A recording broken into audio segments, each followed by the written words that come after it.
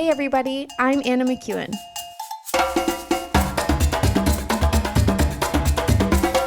And now for Bob Switzer with the epic narrative.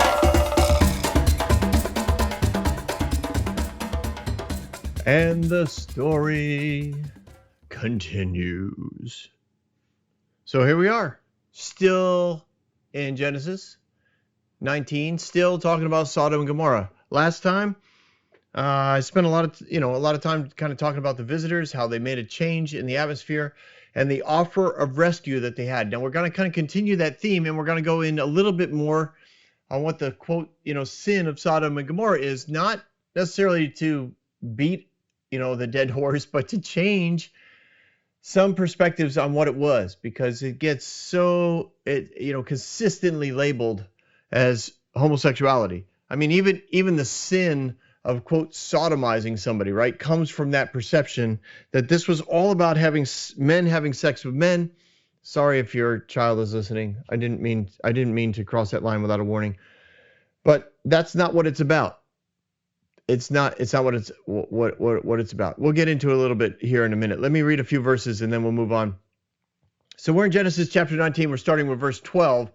The two men said to Lot, "Do you have anyone else here, sons-in-laws, sons or daughters, or anyone in the city who belongs to you? Get them out of here, because we're going to destroy this place. The outcry of the Lord against its people is so great that he has sent us to destroy it." Now, I know that's what it says. I know that's what it says.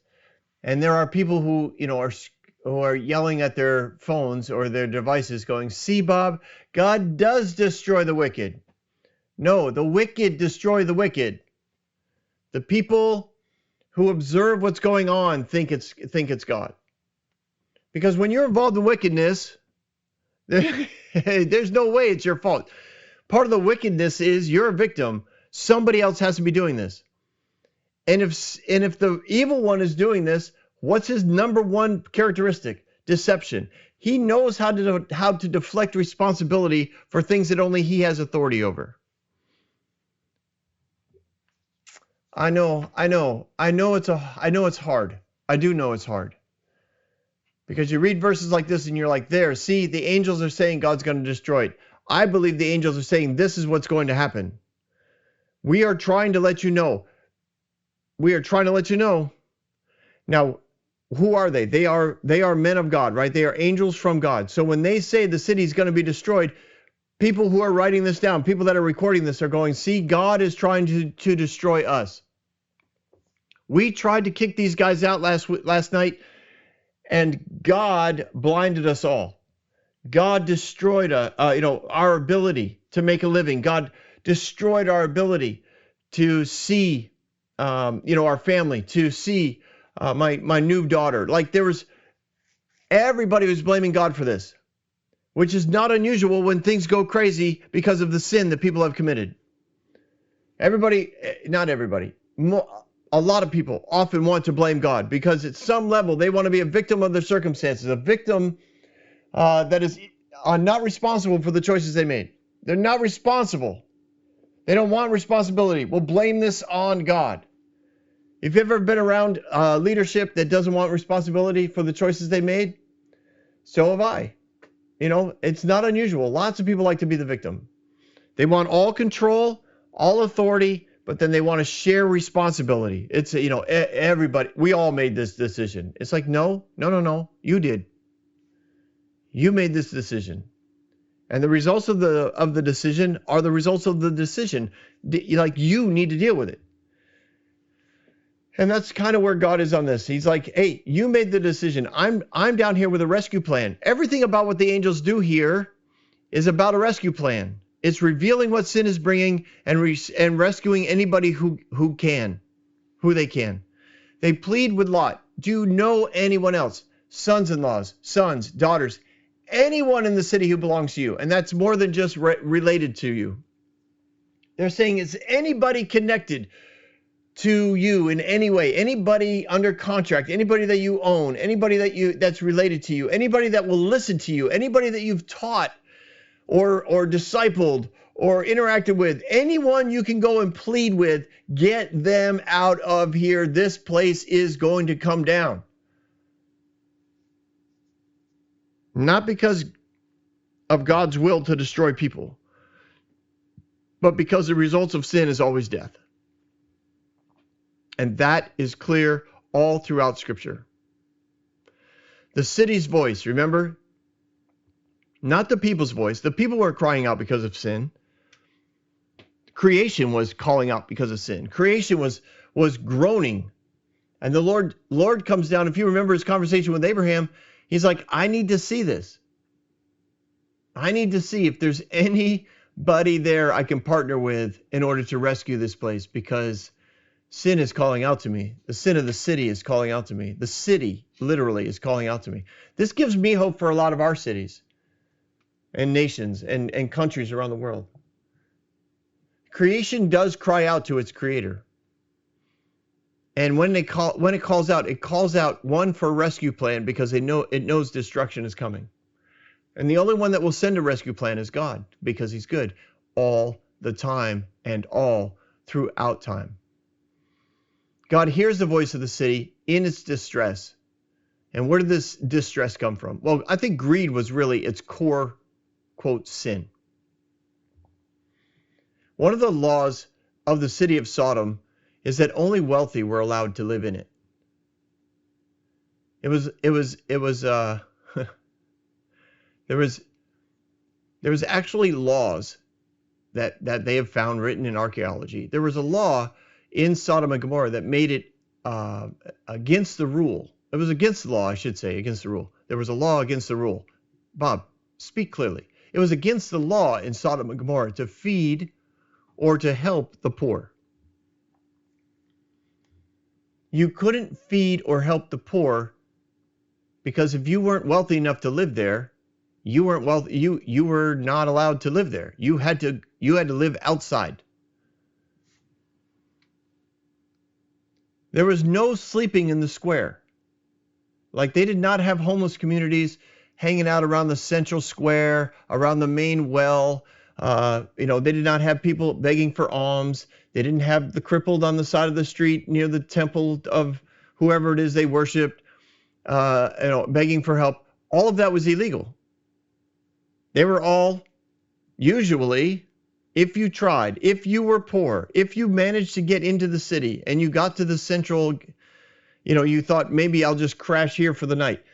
It was basically the law allowed for you to be raped, beaten, and tossed over the wall. This is what the leaders of the city were doing at Lot's house the night before. They were basically obeying the law. They were following through on the rules that they had implemented. Remember, Lot pleaded with the men on the basis of hospitality. The rules of hospitality. These men are under my roof. They're under my protection. Leave them alone. And they were like, no, you can't. You are a foreigner. You can't be here and then be our judge. In other words, you can't be here and tell us how to operate under our law. This is our law. Any visitor that doesn't have sure signs of wealth is kicked out. And we have the right to rape them, abuse them, beat them, and toss them over the wall. That's what we're here to do. It had nothing to do with sex. It had all the thing to do with domination, control, and from their perspective, keeping the city from any loss of wealth. The only way to get in the city was to bring more wealth in. If you couldn't bring more wealth in, then you were raped, abused, and thrown out. So the way that Lot greeted these two guys made everyone incredibly curious, because they wanted to know, who does Lot know with more wealth?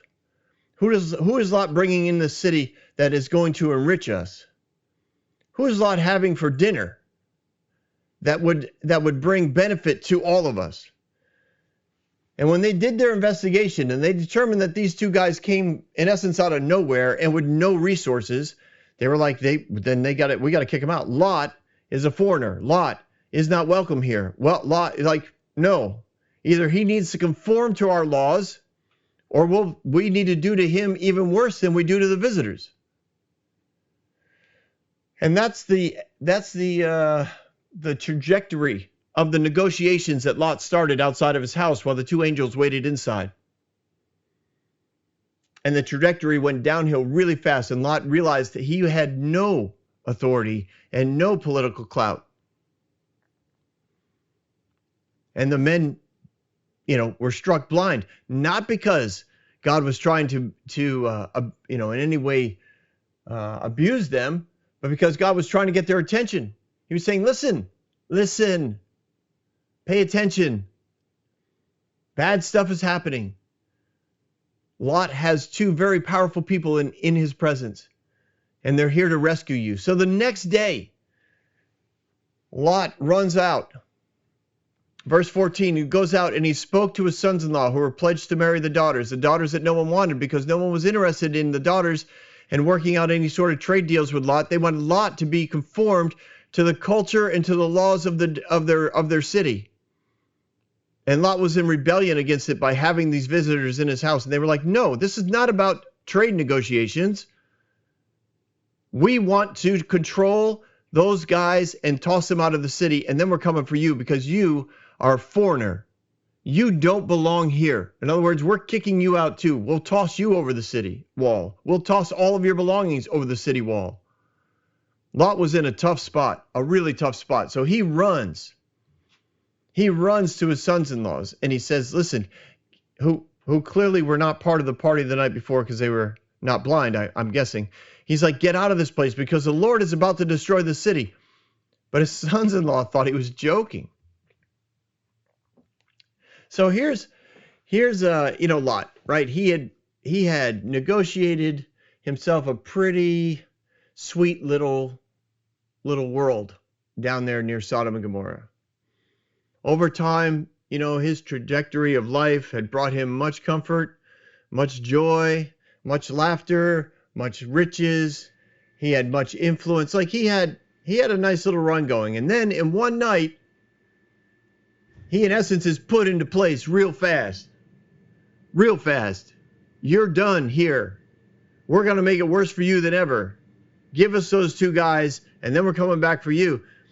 So now he pleads with his sons-in-law. Because he's like, listen, bad stuff is happening. Trust me.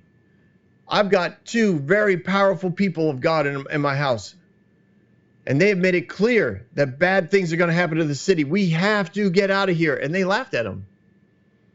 Literally, the concept here is they treated him like a clown. They see Lot as a joke. Now, in seeing him like a joke, in that phrase, they laughed at him, is the idea that they agreed with the political leadership of the city. Lot was a foreigner. Lot really had no rights in the city.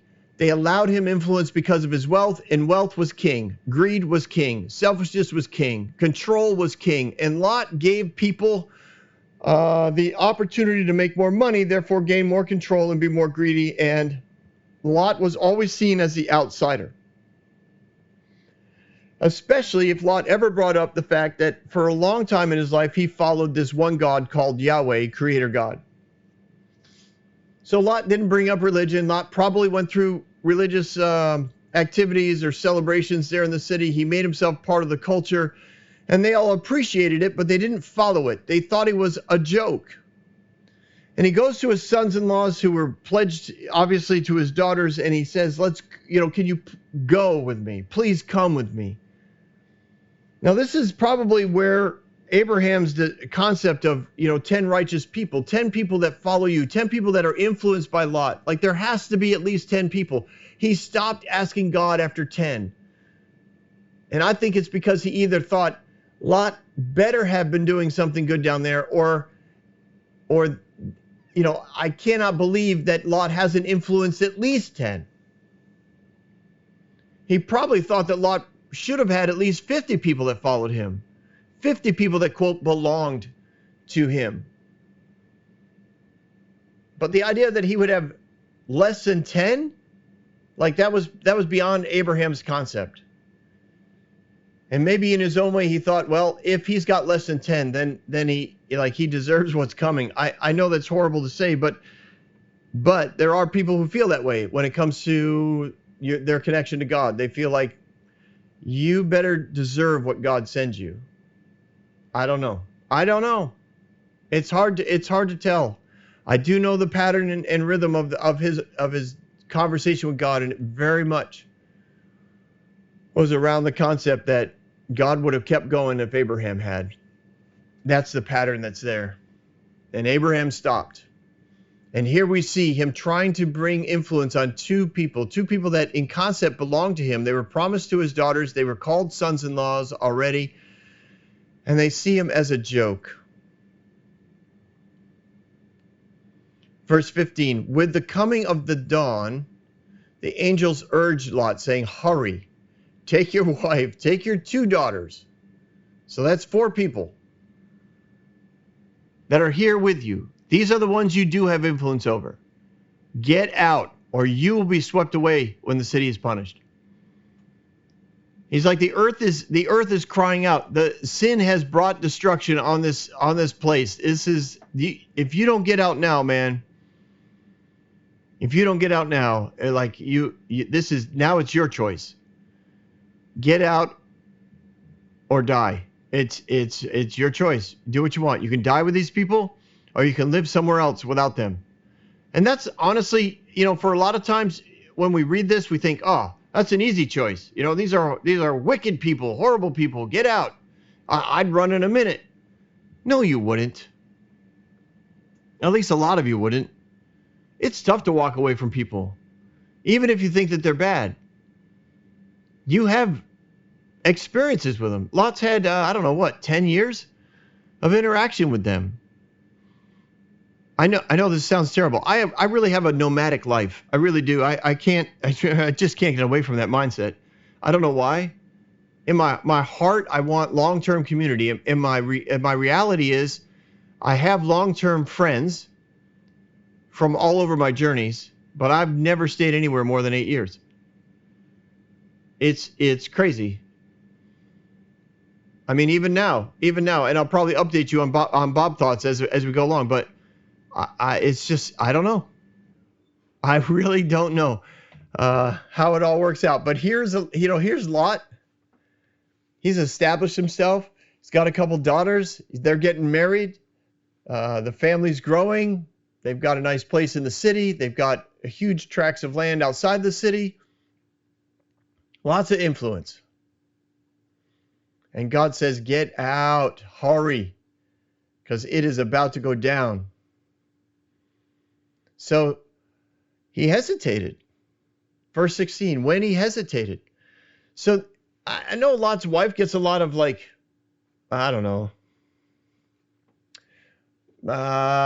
preachers use her as an example of what not to do, right?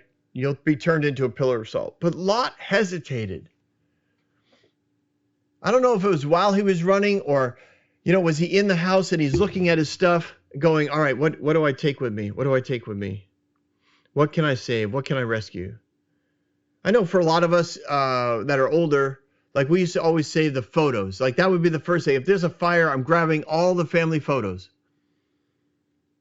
And we're kind of in that hybrid state, right? We have photo albums from when our children were little, but we haven't had a printed photo in years because it's all saved on the cloud and in our phones, and and then you lose your phone or your phone goes in the ocean or something, and the worst thing for a lot of people is all those photos, all those videos of the grandchildren, all the the wedding pictures that I took.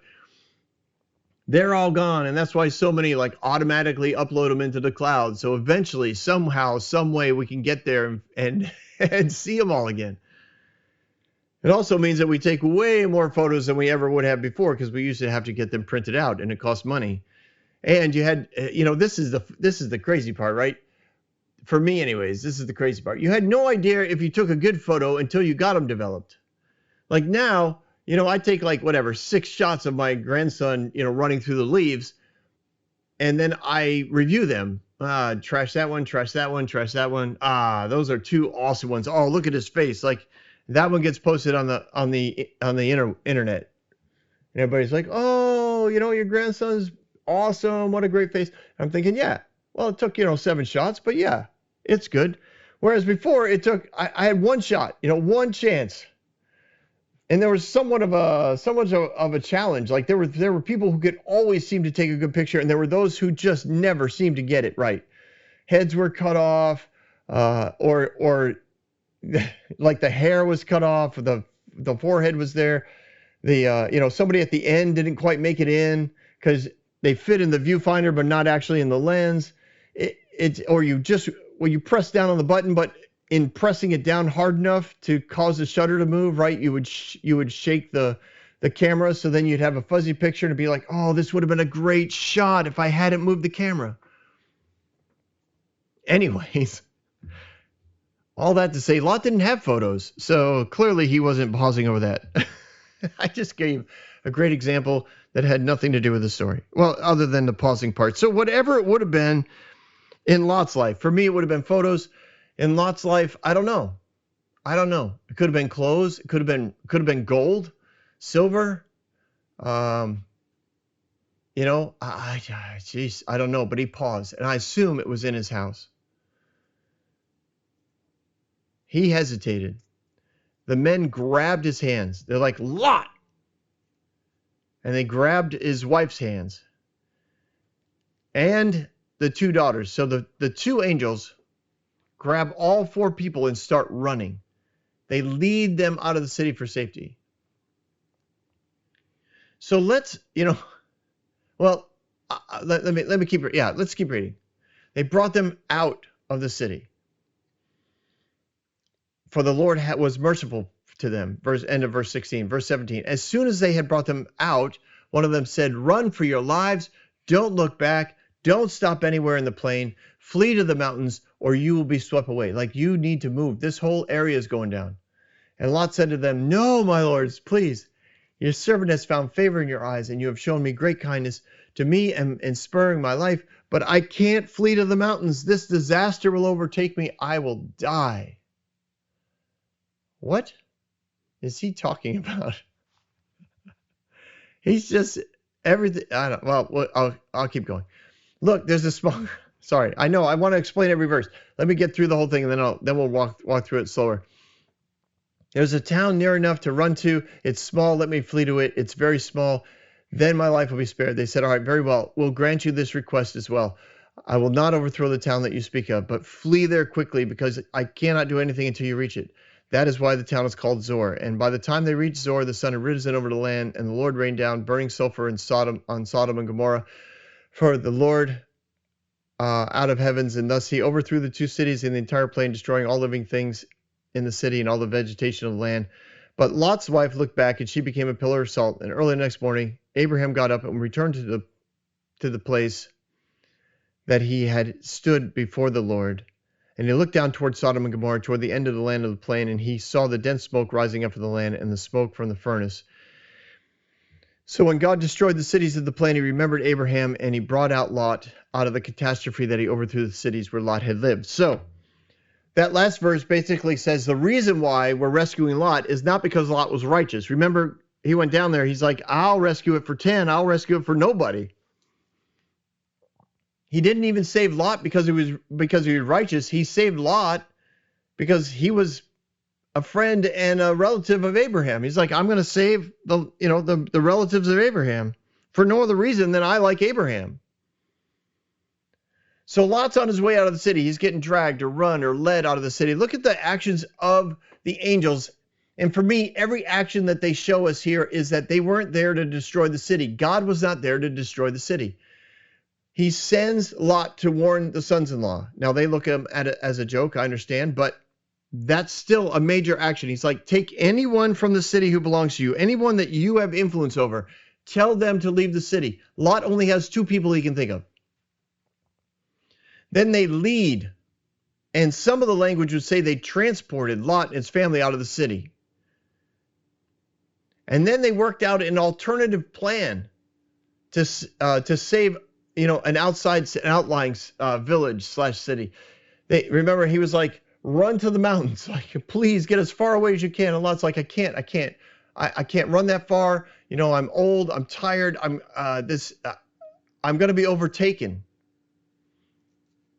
If you try to send me into the mountains, I'm going to die. So they're like, okay, where do you want to go? Well, he's like, there's this village, like right, basically we can almost see it. If I can get there, he's probably thinking, I have connections, I have friends, I can get to Zoar, I won't die, and maybe they'll lend me some credit, and I'll be able to survive. And from there, maybe I can go see Abraham. And they're like, okay, we can figure out a way to save that city. I don't know if they put a dome over it. I don't know if they put a wall up around it on some sort of spiritual level. But they were like, yes, we can work out a way, an alternative plan to rescue you, and we'll save that city. See, this is the heart of God. He holds off the destruction that is clearly coming because of the sin of the city, of the greed and the selfishness and the inhospitable world that they had created, in which they wouldn't even take care of the poor and the needy. They had nothing available. Their only goal was to abuse anybody, rape people, control people who didn't bring them more wealth. They were so selfish and so greedy. They were so anti-culture of heaven. They were so blinded to their true identity of creatures of light from a creator of light.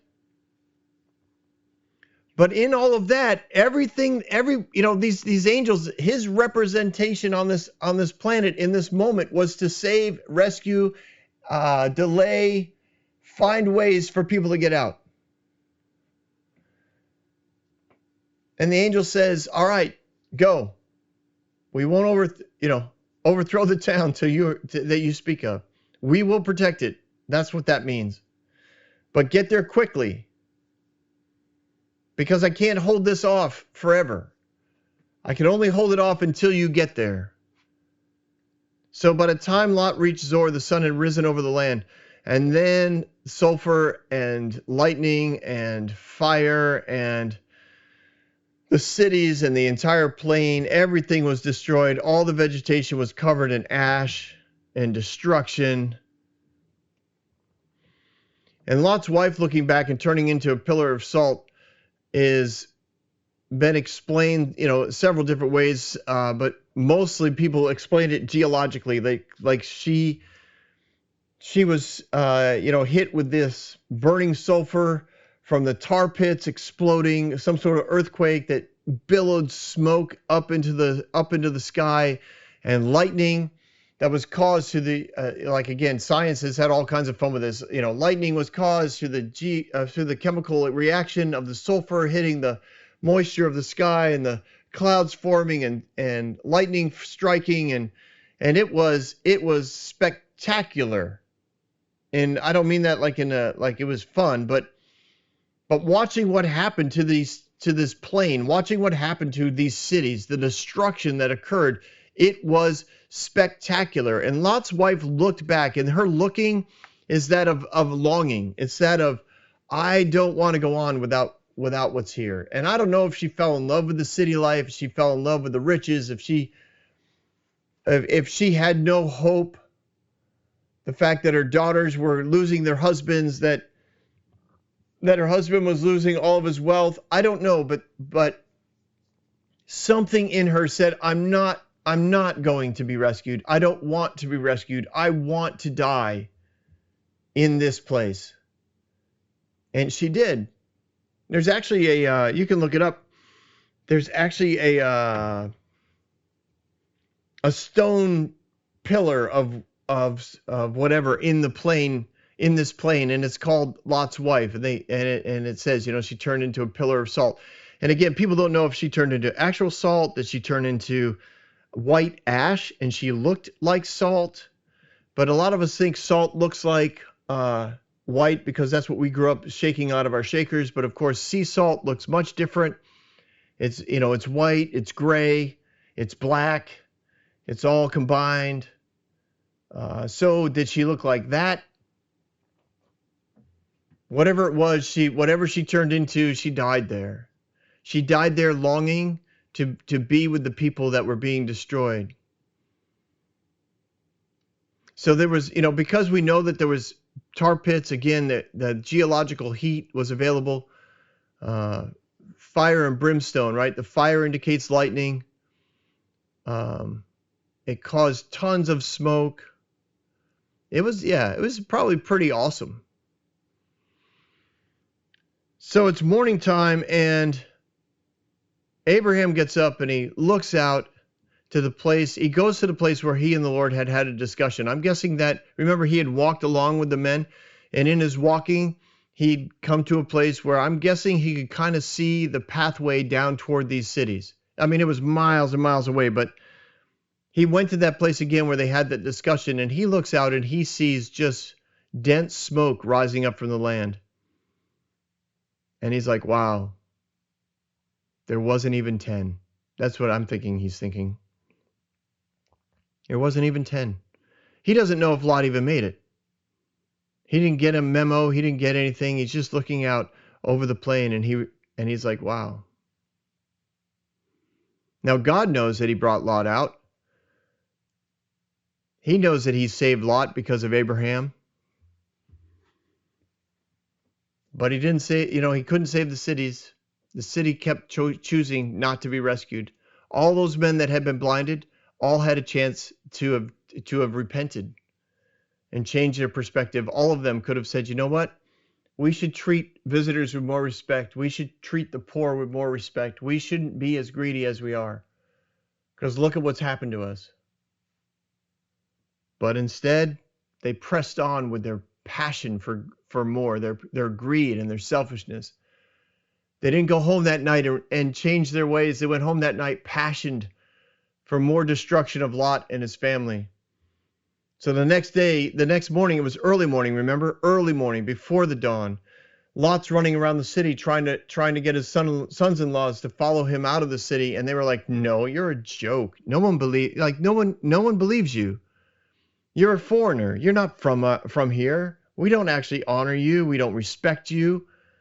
We let you in because of your money. We're taking your daughters because it allows us to set up trade routes to enrich ourselves. We could care less what happens to you and your family. We are going to be fine." I mean, Lot had to be so rattled to his core emotionally by the time those guys rejected him. From the night before his activities, from his understanding that the city was going to be destroyed because of its greed, the fact that he had entered into that greed. And then when he's told to run to the mountains, he pleads for, as a victim. I can't do what you tell me to do. I need another way. And what does God do? He's like, okay, I'll find you another way. I'll protect that other little city. We will do what we can to get you out. For the sake of Abraham, we will get you out. And yet there he is. The next morning, Abraham's looking at just smoke billowing off the plain, and he has no idea if his nephew's alive or dead.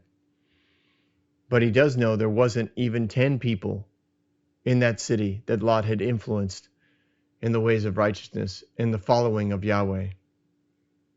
And it had to be a pretty sad morning for Abraham. Now, we will we'll discuss on the next round what happened with Lot and his family. Oh, man, the story just keeps on going. All right, I'll see you next week on The Epic Narrative, everyone. Don't go anywhere. We've got Bob Thoughts.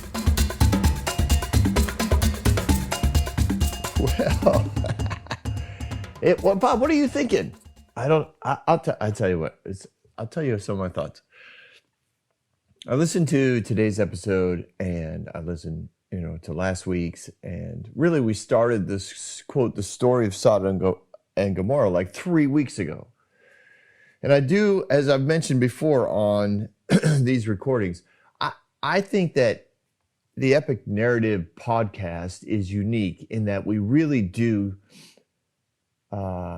draw out, lengthen the opportunities for the details and to really evaluate the details without the agenda of, I've got to get through this message in the next 30 minutes, or some only 20 minutes. Some have 45 minutes. But even so, without slowing things down, we don't get the opportunity to really look and see what I think is significant, in that we see that God wanted to rescue Sodom and Gomorrah.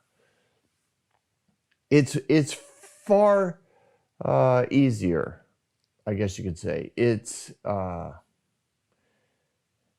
just easier to look at the verses and draw conclusions, and then preach a sermon that gets people all fired up about your particular take or your particular position regarding, we'll call it personal personal choices. I don't know. There's just so many ways to go, right? Because you got Lot's wife and turning around. You got I think often what is missed is that whole waiting period of Lot. Like just I think at some level he was devastated he didn't have more influence over anyone, including his son-in-laws. And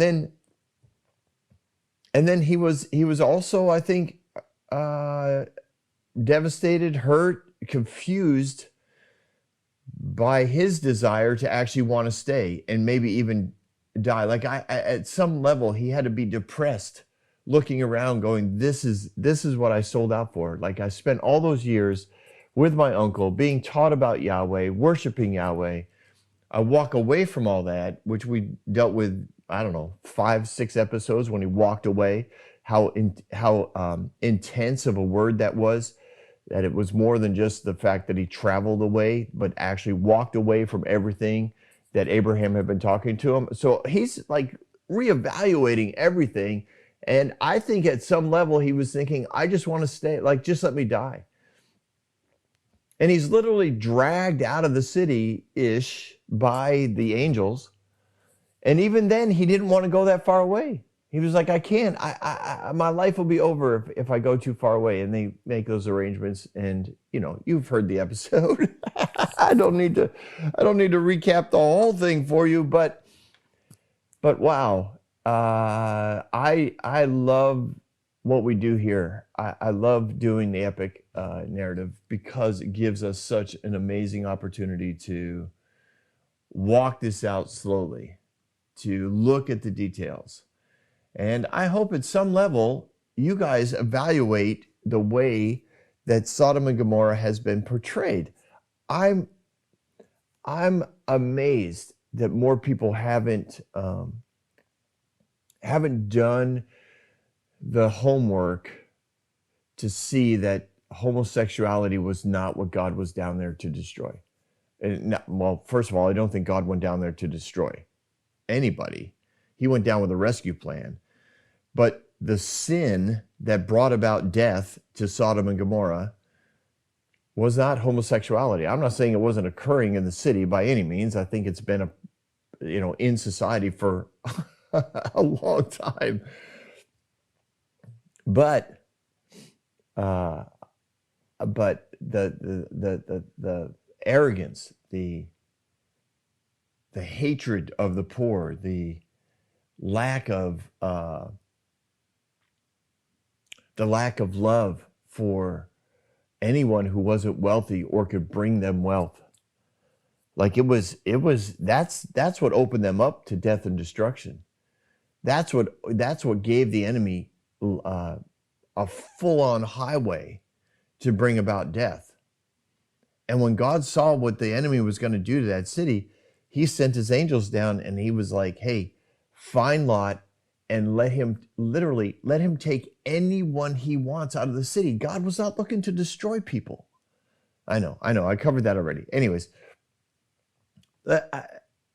I know some of my thoughts, some of this hesitation in my head is like, how deep do I want to go? But I do think sometimes people, when they're presented with this kind of opportunity to reevaluate the way in which God has been portrayed in the Old Testament, it goes counter to everything they've been taught, but they haven't actually personally studied. so that you're asking them to make this huge shift in the way that they perceive what they believe to be true about God. When you believe that God will wipe out your enemies, you feel really good, because I'm sure in that belief system, you believe God is on your side, and therefore he will destroy everybody else who isn't part of you, who doesn't believe like you, who doesn't, do what you do, behave correctly. Like, there's all kinds of ways that you can look around and go, yeah, God's on my side on this. Yeah, God's doing this. Yeah, I'm going to, sick God on them. I'm gonna whatever. And you literally have created a God that you use, like you control him. And that is a crazy place to be. Rather than God's love controlling you and influencing the world around you, you're saying, no, I'm going to control God's death and destruction, and I'm going to call it out. I'm going to direct the path of God to destroy other people, or to destroy a denomination, or to destroy a government. It's a crazy path to be going down. And yet many of us have, and I say us because I lived there. I preached this.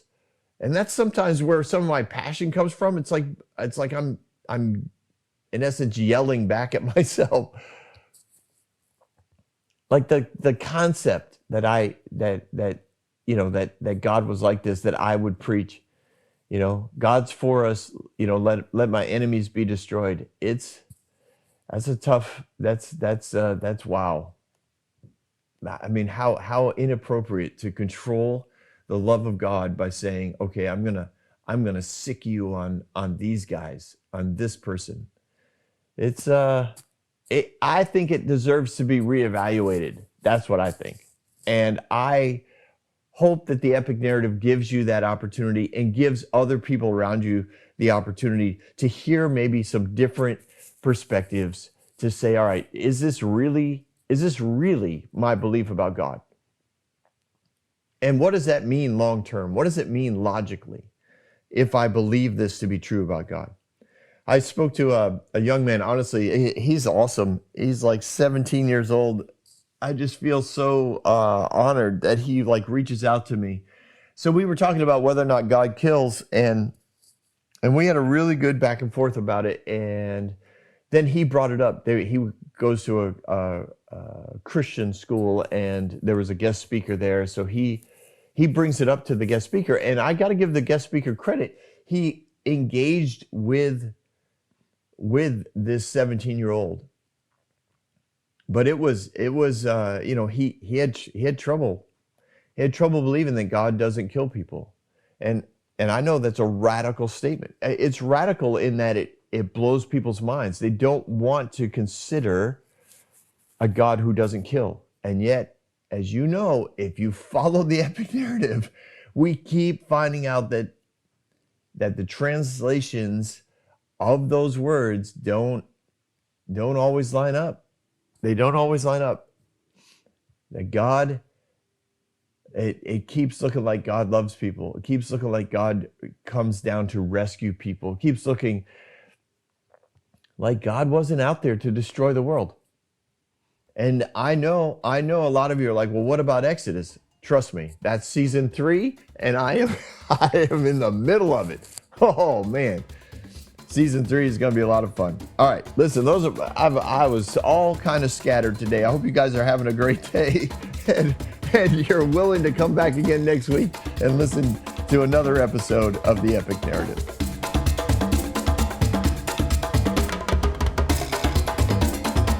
Hey everyone, thanks for listening. If you like what you heard, you can subscribe to this podcast on any platform you use. You can also reach out to Bob for questions or booking at thebobswitzer.com, or email him at thebobswitzer@gmail.com. See you next week, guys.